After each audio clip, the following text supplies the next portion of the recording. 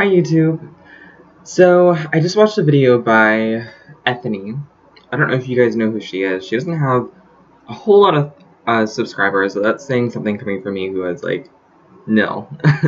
But she is on Tumblr. Her name is Ethony, and she posts a lot about tarot.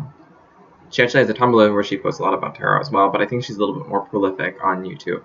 So definitely check her out. She's an Aussie, so her accent is just so much fun to listen to. It's like if you could listen to the sound of chocolate is what her voice sounds like. But she made a video that I found really interesting called How Tarot Works. So this is kind of a video response. I don't know if necessarily anything that I'm going to say here is going to add much more to what she's already said.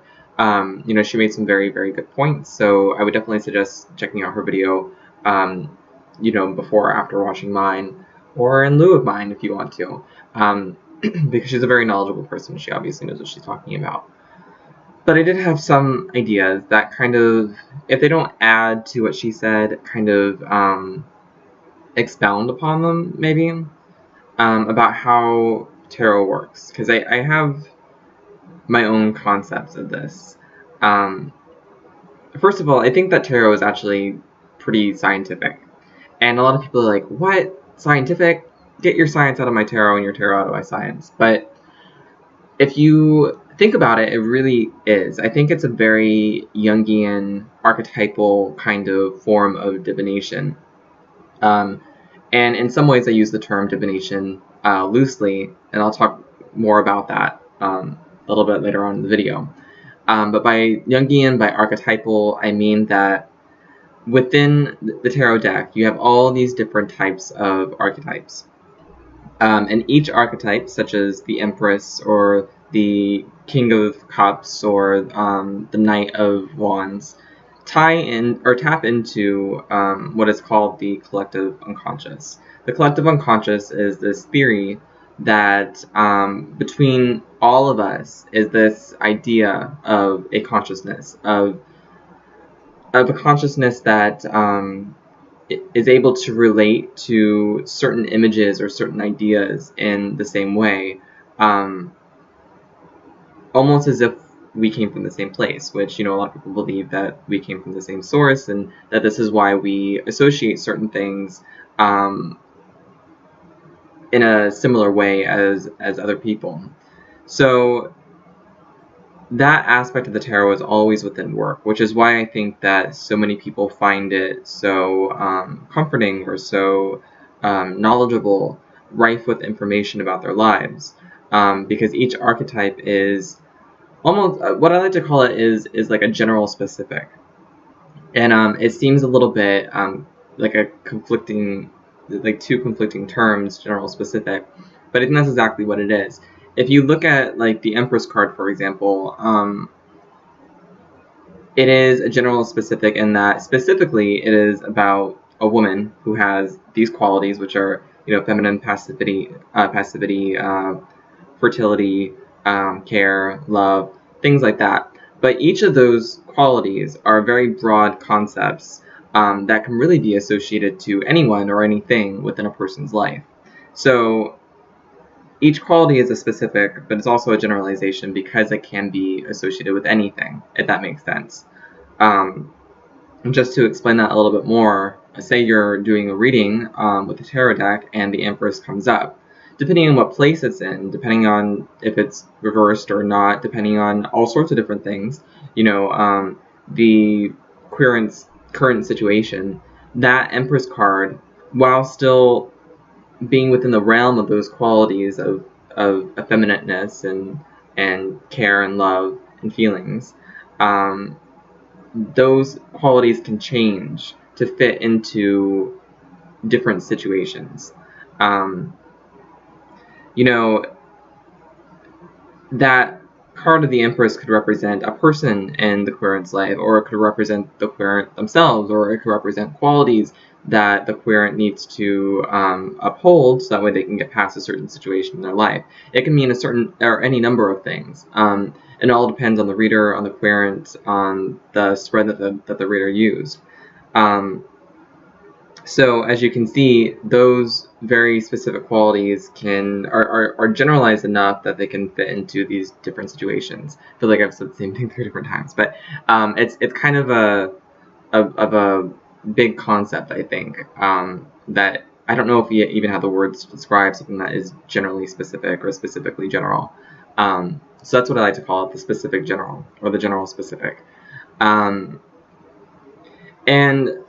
this, I think, this ability of the cards to be generally specific or specifically general allows them to be psychological. It allows them to be part of the realm of like a psychological science, or if not a science, then maybe a psychological, or like a form of psychology, or a tool of psychology. That's probably a little bit better. A tool of psychology.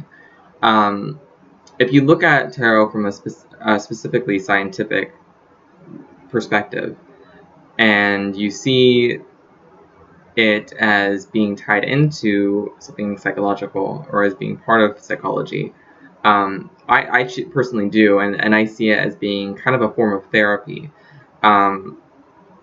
It is kind of like a brain game. It's a therapy, and it's a brain game. It's all sorts of things. And personally, I think it has it can be revolutionary if brought into like actual therapy. I don't necessarily think that it is specifically occult. If you have someone who comes in and you know, they're talking about how their family relationships are not so great. You know, maybe their brother has an addiction, or their mother doesn't pay attention to them, or you know, any number of things. You can pull out the cards as a therapist, or even just as a helper, someone who is trying to help this person. Create a spread, choose the cards, and allow this person to examine their problems from different perspectives offered by the individual cards that are popping up. It doesn't necessarily have to be occult, like I said. It doesn't have to be a form of divination. You don't even have to look at it that way. It can just be seen as a way to show someone different ways of examining a situation, which I think is psychologically beneficial, and a way to help someone think more healthily about a situation. So yeah, and I think if you kind of believe that, I think if you watch Kellyanne Maddox's videos, she is an excellent tarot reader. Her voice it's another voice that sounds like chocolate, but I could listen to her videos all day long. But she, I think, without really coming out and saying it specifically, I don't think she ever says it specifically anyway in any of her videos. But I think she is someone that is kind of a silent proponent of this idea. I don't want to put words into her mouth, you know, but she's someone who has read a lot of Jung. She is, I think she's even suggested books on psychology and tarot. And she, in general, is very interested in psychology and tarot. So I think that if you fall into this line of thought, her videos would be really beneficial to watch, because she touches upon this very idea a lot in her videos. And I think, in general, approaches tarot in a kind of secular way, which I think, and probably not always, she might change it, you know, depending on the querent and depending on whether she's reading for herself or for someone else. But I think for the most part, she approaches it in a secular way. So that way it is capable of being taken on by any number of different people. You know, people who are religious, people who are not religious, people who are Christian and don't believe in divination, or don't believe in prophecy or anything like that. I think she's capable of secularizing it in a way so that way it appears as therapy, which I think it ultimately can actually be therapy. But I don't think that saying that tarot can be scientific, or that tarot can be a form of psychology or a form of therapy, necessarily rules out this idea of it being divination or being mystical in some way. My ideas are not as fully formed about this idea of them being a form of maybe fate magic, or something similar to that, a form of prophecy, a form of divination. my thoughts are not as fully formed about that concept as it is about the psychological aspects and the scientific aspects of tarot.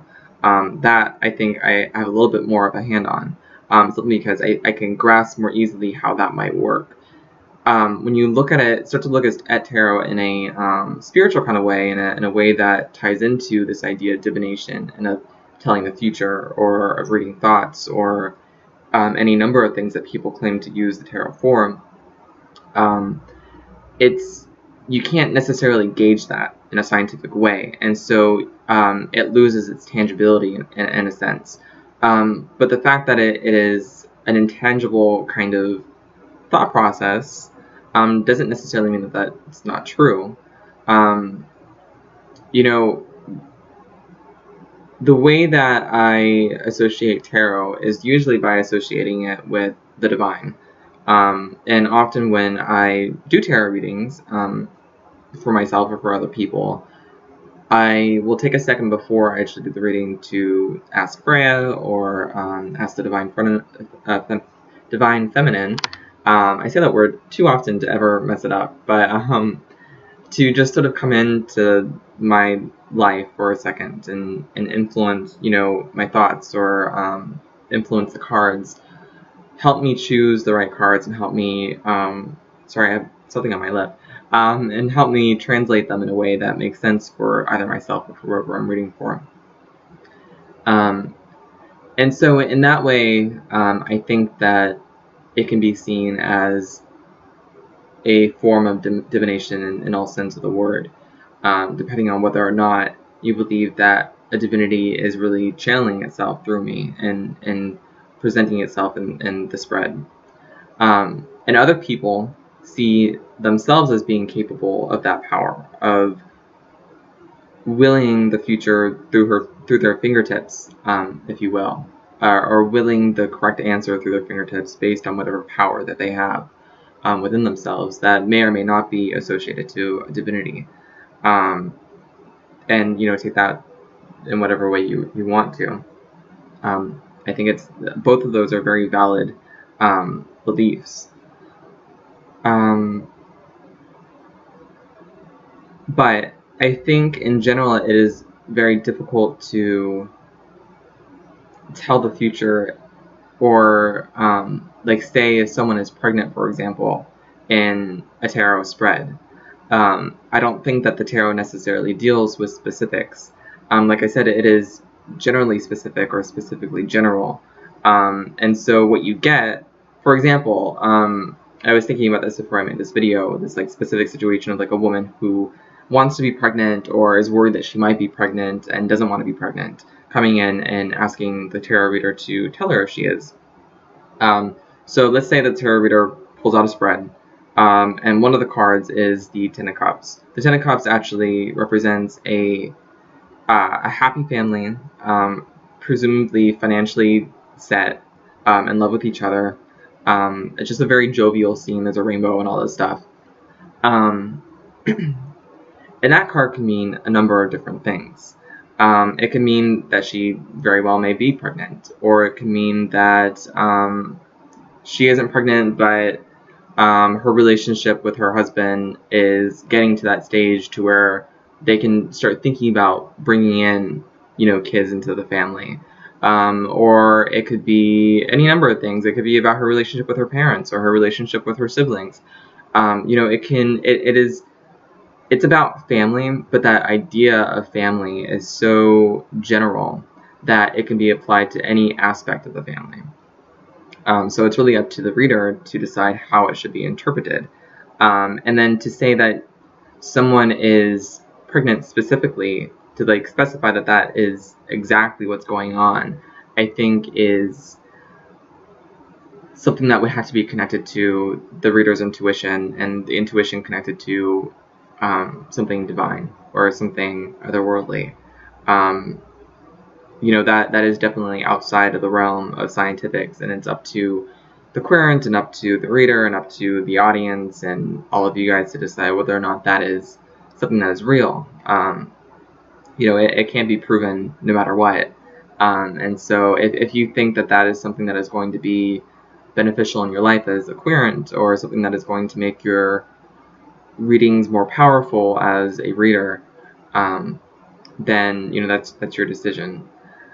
But yeah, so I think I talked about pretty much everything that I wanted to talk about. I do think that there are two different realms of thought in regards to tarot. One is like the scientific realm, and the other is the more mystical, neo-pagan kind of realm. And I think these realms mix together often. I don't think they're quite as cut and dry as people like to make them seem. I think a perfect example of this, like I said before, is Kellyanne Maddox of the Four Queens on YouTube.